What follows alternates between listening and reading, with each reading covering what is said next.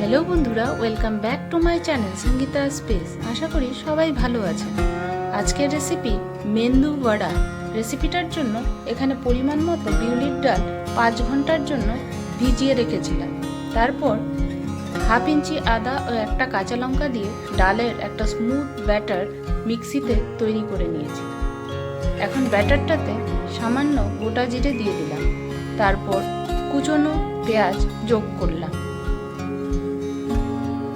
এখন কারি পাতা দিয়ে দিলাম, আপনারা চাইলে ধনে পাতা দিতে পারেন।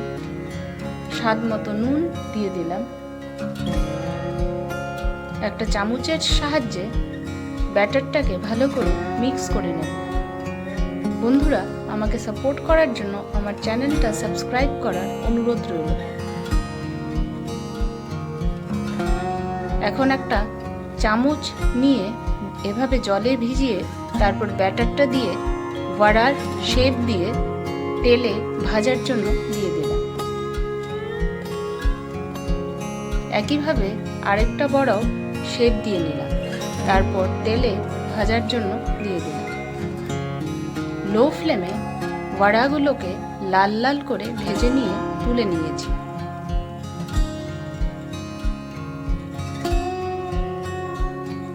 একইভাবে সবগুলো বড়া ভেজে নিয়েছি। এই মেন্দু বড়া আপনি টমেটো সস বা বাদামের চাটনির সাথে পরিবেশন করতে পারেন। ভিডিওটা যদি ভালো লেগে থাকে লাইক কমেন্ট করবেন। আজকে আসি, টাটা।